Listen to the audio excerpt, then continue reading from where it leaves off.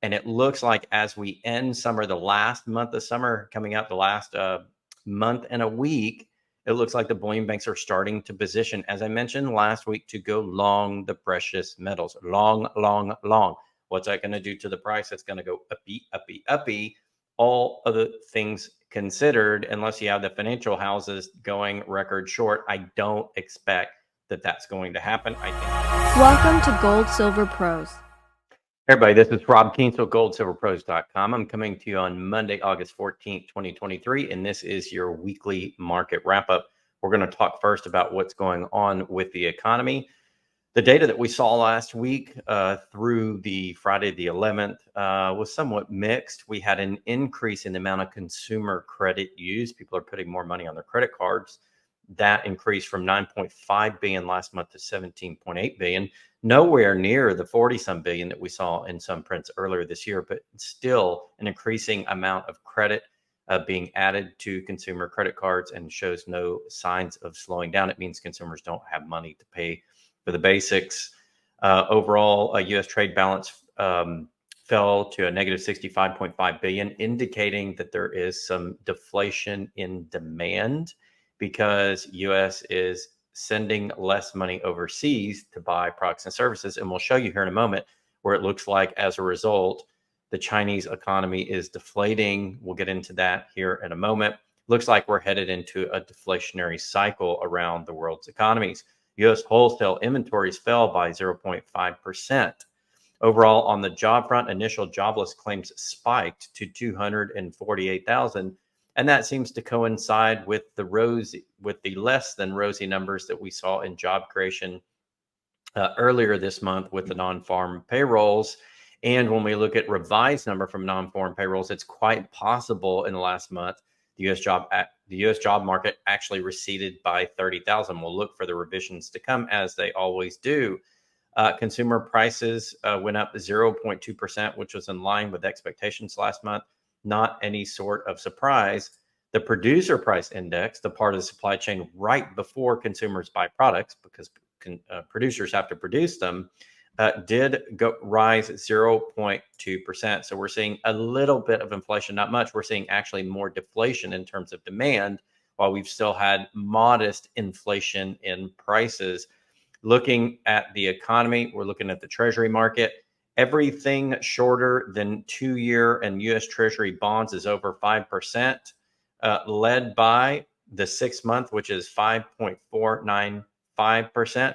The U.S. 2-year benchmark is rising. It's almost at 5%, 4.937. It's up 0.044 on the day. And we're still in that yield curve inversion I've been talking about here for just about forever. Cryptocurrency basically is going sideways. Bitcoin is trading at 29,334. So far today, that's down $85. If we look at Ethereum, it's at 1844.13. That's down $12.35. Litecoin is at 81.91, down $1.41. The rest of the market seems a bit tepid. The Dow Jones is up about 21 points to 35,372. Not a big move on a Monday. S&P future up $1.50. NASDAQ future up 975. Nothing to write home from there. We're going to get into the stories of the week. Here we have a story from Charlie Zhu and Helen Sun from Bloomberg Markets. China's crashing loans show risk of Beijing acting too late. It says here from the article, 3 things we learned last week. Number 1, China's economy weakened further in July, but Beijing was slow to arrest the decline. The nation's banks extended the smallest amount of monthly loans since 2009, and aggregate financing was less than half the level forecast by economists. Worse, loans to the real economy plummeted to renminbi 36.4 billion, the lowest since 2006. According to the article, as Goldman notes, last week's print underscores the weak demand in the economy and the need for the government to implement more easing measures. In addition, both consumer and producer prices fell in July from a year ago, the first time since 2020 that both sets of prices registered a decline. This is taking place as companies are slashing prices to jumpstart competition, underscoring deflationary pressure that's building in China. Hence, why the U.S. is sending less money over there, and we see our current accounts deficit shrinking. Over on the trade outlook, according to Bloomberg, the trade outlook is looking similarly dire. Overseas shipments dropped in July by the most in more than 3 years, and imports contracted for a 5th consecutive month. While it's not surprising to see the former shrinking due to slowing global growth, sustained weakness in the latter is worrying as it suggests that domestic demand is also faltering. Ladies and gentlemen, China can't buy their own production. According to Liu Ting, chief economist at Nomura Holdings Incorporated, the credit demand is very subdued. The key remains to send clear policy signals regarding the private sector, foreign companies, and the real estate industry so that people become more willing to borrow and invest, including in housing. Meanwhile, Country Garden holding companies' troubles reflect the impact of a delay in rolling out forceful housing market policies. Once a country's top builder, the developer has become a penny stock, as it was said to be considering a move to extend some of its notes that will fall due soon. This is adding to overall gloom surrounding Chinese assets. The biggest builder is now a penny stock in China.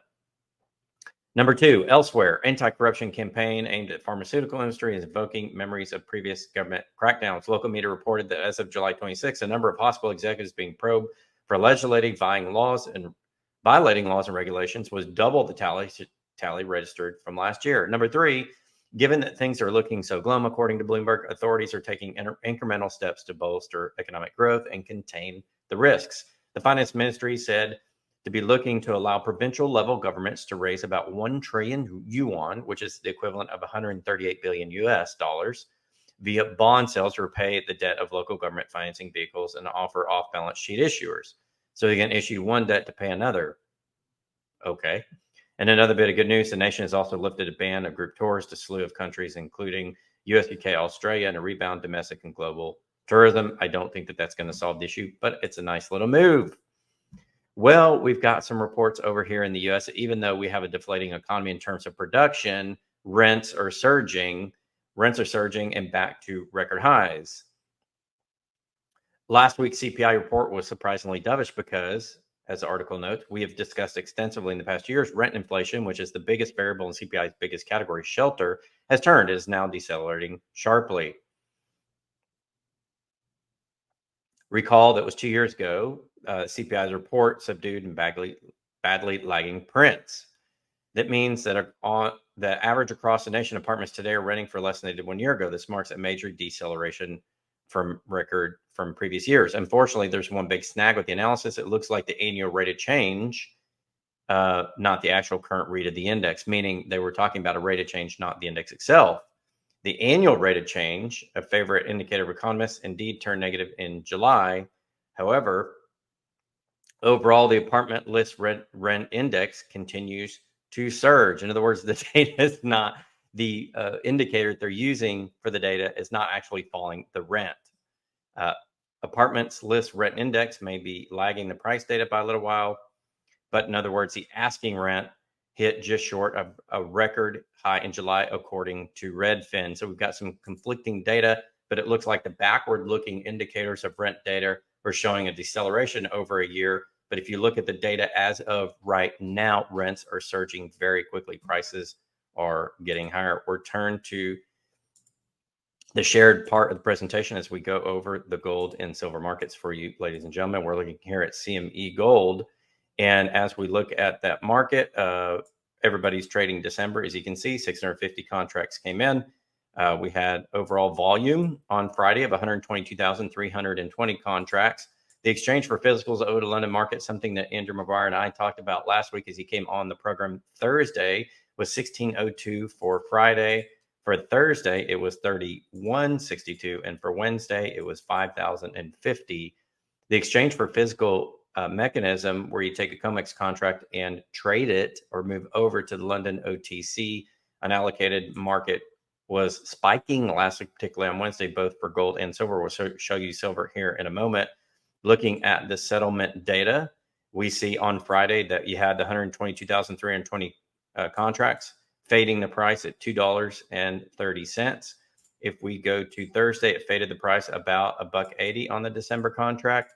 And on Wednesday, it faded it by $9.30, and Tuesday by $10. A general slow decline in the paper market, not the physical market per se, For gold, looking over at silver, a similar dynamic is happening, although we do have a robust trade for September, unlike gold, which most of the trades moved to December. September and December are both active months, and September had slightly more volume at close at 67,645 than December at 66,291, although we see contracts falling off of September moving to December. So by the next time I do this, December will be the dominant contract month for silver as well. Looking at Friday's data, we didn't have any deliveries. We had 600 exchange for physicals over to the UK market. No deliveries on Thursday's data, 670 exchange for physicals. On Wednesday, it spiked exchange for physicals to London 44.75. 4 deliveries in the local market here in the US because August is not a big trading month, and then more exchange for physicals. So a lot of moving over to the UK market, both for gold and silver. I found something interesting, the CFTC commitment of traders report. I'm going to spend a minute talking about that. That's as of August 8, 2023. This is the latest report. Yes, it does lag. It's about 10 days behind when it's produced by the CFTC. So it gives us a look into what happened in the past. For silver, the astounding number here is that the swap dealers dropped 12,452 contracts while adding 383 long, meaning net, they increased their long position to about 12,800 contracts. The other side of that trade was the managed money dropped 12,593 longs. So the bullion banks convinced the managed money to go net short or reduce their long position in the markets. And look at now what we have. We now have a net long position for the bullion banks in silver. That's right, a net long position on the derivative markets and the bullion banks for silver. We've seen this before, and silver price moved up on the news. Right now, the swap dealers, or as of this report, as of August 8th, are at 35,632 contracts long silver and short 35,133. The managed money has gone net short 35,766 to 31,985 long. Essentially, this points out that the bullion banks are almost always trading opposite of the financial houses. And guess who the smart money is? It's the bullion banks. I think they're expecting the silver price to rise in the fall, as I have been predicting all summer long. Now, I realize we've had a recent price fade, but don't worry. I think that had a lot to do with short covering. Again, that had a lot to do with short covering by the bullion banks. I do expect the prices to move back up because of the short covering and them moving more long. All right, moving over to gold, we have, oh my goodness, we have a very similar dynamic. The swap dealers dropped 15,697 of their short contracts, meaning they net are more long than they were the week prior. And guess who took the opposite side of that trade? Mostly the managed money, as they added 12,000 shorts, took the other side of that trade. So in both gold and silver, the bullion banks are dropping shorts and moving longer, or having another way to look at it is a higher percentage of their overall position is what? Long. What does that say that the big bullion banks are going are seeing in the price of gold and silver moving as we get closer to the fall? Now, we have another month before we officially hit fall. Us here in Texas, who have been suffering triple-digit heat for most of the last 2 weeks, to extend at least another week and probably through the end of August, if we believe the local weather reports, would love for fall to come so we can get some cooler weather. And it looks like as we end summer, the last month of summer coming out, the last month and a week, it looks like the bullion banks are starting to position, as I mentioned last week, to go long the precious metals. Long. What's that going to do to the price? It's going to go uppy. All of the things considered, unless you have the financial houses going record short, I don't expect that that's going to happen. I think that they were either taking profits or cutting their losses by selling their long positions. The bullion banks had them positioned over a barrel with a recent price fade, and so they took the opposite side position to be in the money. That's why we call them the sharps.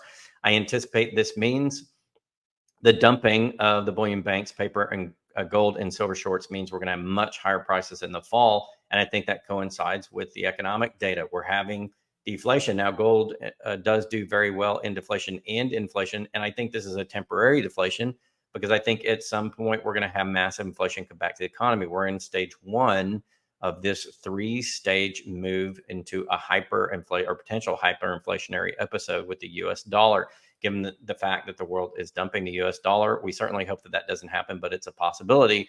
But it looks like some of the big players in the market are moving longer in the precious metals. Of course, we've had pretty robust industrial size demand for those precious metals, indicated by the EOP, the delivery numbers, and the amount of metal flowing out of the COMEX in terms of registered stocks. So I think that means that industrial and big investment demand is there. The retail market is a bit weak. We've seen sell-offs in the ETFs, SLV and GLD. I think that those will reverse as we get into the fall and we look deeper at the economic data. I think we're closer to a recession if you look at the net effect of all the economic data we've been seeing in 2023. Overall, it has not been positive for the economy. Even though the stock markets are doing okay, the stock markets don't reflect the underlying aspects of what's going on in the economy.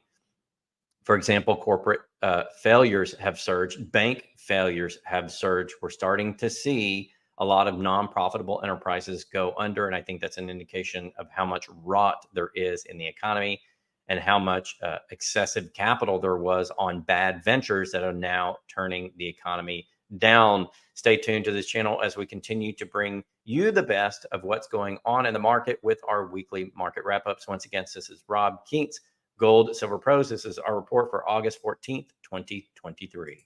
Hey, thanks for watching. We selected these videos just for you. Check them out. And remember, $4.99 a month keeps the lights on and the channel going.